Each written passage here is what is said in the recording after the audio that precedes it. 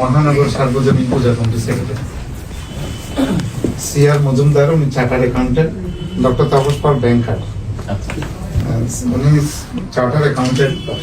উনি আমাদের পূজা পরিষদের আগে প্রেসিডেন্ট ছিলেন, এখন উনি ডাকেশ্বরী মন্দির ব্যবস্থাপনা কমিটির সভাপতি। বিজন দা আমাদের সকলের শ্রদ্ধেয় মানুষ, তবে আমরা কৃতজ্ঞ যে উনি উপদেষ্টা, তবে আমরা কৃতজ্ঞ যে উনি বিএনপিতে খুব ভালো মর্যাদার সাথে আছেন, এটার জন্য আপনার প্রতি কৃতজ্ঞ।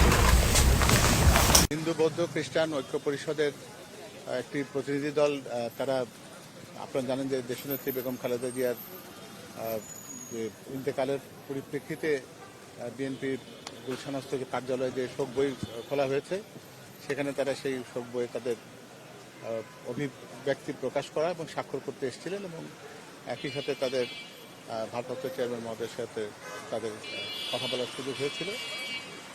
সেখানে এই ঐক্য পরিষদের পক্ষ থেকে দেশনেত্রী বেগম খালেদা জিয়া যেভাবে বাংলাদেশের জাতীয়তাবাদের প্রতি তার যে একনিষ্ঠ অবস্থান ছিল, সেটা যেমন তিনি ব্যক্ত করেছেন, এবং এখানে ধর্মীয় সংখ্যালঘু বলতে তারা যেটা বুঝিয়েছেন, তাদের প্রতি সুবিচার এবং তাদেরকে সত্যিকার অর্থে বাংলাদেশের নাগরিক হিসেবে যে সম অধিকারের যে প্রত্যাশা ছিল, সেটিকে তিনি একেবারে খুবই উচ্চ পর্যায়ে সেটিকে রক্ষা করেছেন, এবং তারা আমাদের ভারপ্রাপ্ত চেয়ারম্যান জনাব তারেক রহমানের কাছ থেকে সেটি ধারাবাহিকতা প্রত্যাশা করেছেন।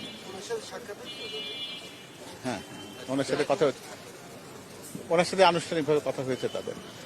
তো এখানে উনিও তাদেরকে একই কথাই ব্যক্ত করেছেন, তার কারণ উনি বলেন একটা কথা যে উনি সংখ্যালঘু এবং সংখ্যাগুরু এই বিভাজনটির ভিতরে উনি যেতে চান না। উনি বাংলাদেশের সকল নাগরিক সমান অধিকারে ভোগ করে, এটাই তিনি বিশ্বাস করতে চান, এবং সবারই একটা এবং এক অভিন্ন পরিচয়, আমরা সবাই বাংলাদেশি, সবার আগে বাংলাদেশ, এই কথার উপরে তিনি প্রতিষ্ঠিত থাকতে চান, এবং আগামী দিনে সবার সম অধিকার নিশ্চিত হবে সেটা তাদেরকে তিনি নিশ্চিত করেছেন।